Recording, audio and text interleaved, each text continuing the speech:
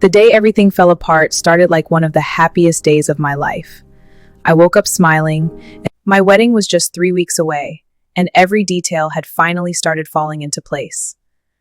The dress was ready, the venue booked, invitations sent. Even my mother, who had always been hard to please, seemed unusually supportive. My fiancé, Daniel, had spent the night at his place, but we had planned to meet later that afternoon to finalize things with the caterer. I decided to stop by my mother's house first. She had insisted she had something important to show me, some surprise she said would make the wedding even more special. She drove a Benz to the house gate. I didn't think twice. After all, she was my mother. I got to her house earlier than expected. The gate was unlocked, which was strange. She was usually very particular about security. Mom?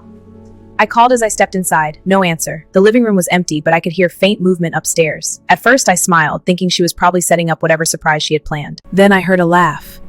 A man's laugh. I froze.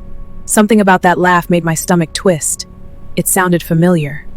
Too familiar. I told myself I was overthinking. Maybe a neighbor had come by, maybe a repairman.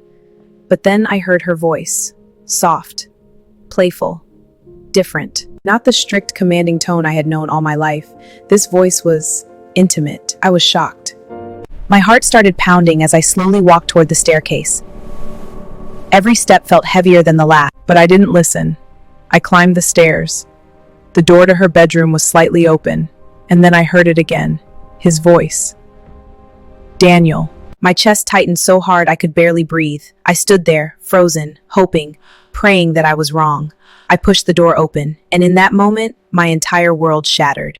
My fiancé, my mother, together, not just talking, not just standing too close.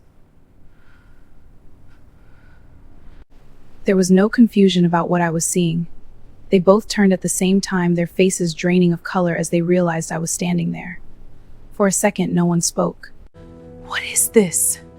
It's not what you think. Don't insult me like that. My mother wrapped her robe tighter around herself, her face hardening, not with shame, but with something worse.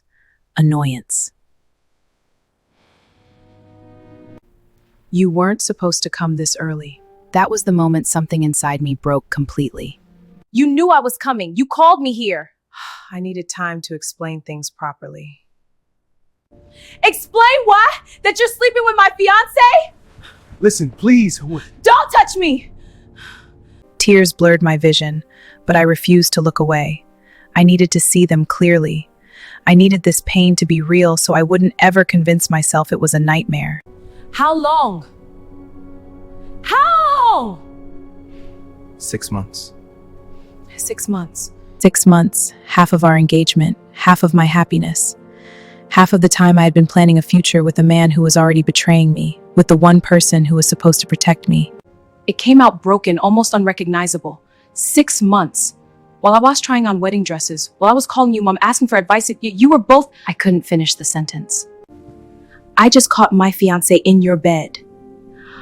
Oh, emotional? You're being emotional. You need to calm down and think rationally. Things are more complicated than you understand. No, they're actually very simple. I said she narrated. Please, listen. Did you ever love me? I cared about you. That hesitation taught me everything.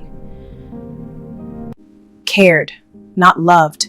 I nodded slowly, feeling something inside me go cold. Then I turned to my mother. And you? Did you ever think about me at all? She didn't answer immediately. You'll find someone else. That was it. No apology, no regret, just dismissal. In that moment, I realized something even more painful than the betrayal itself. I had never truly had a mother.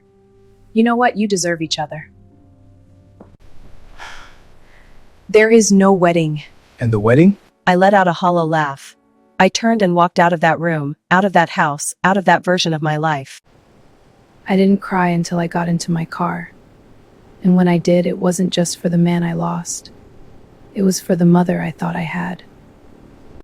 Weeks passed. I canceled everything. The venue, the caterer, the dress. Each call felt like reopening the wound, but I forced myself to go through with it.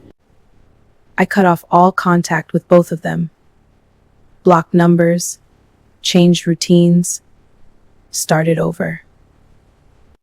It wasn't easy. Some days felt unbearable. The betrayal replayed in my mind like a broken record, but slowly something began to change. And in that moment, I realized something powerful. They didn't destroy my life. They revealed the truth, and that truth set me free.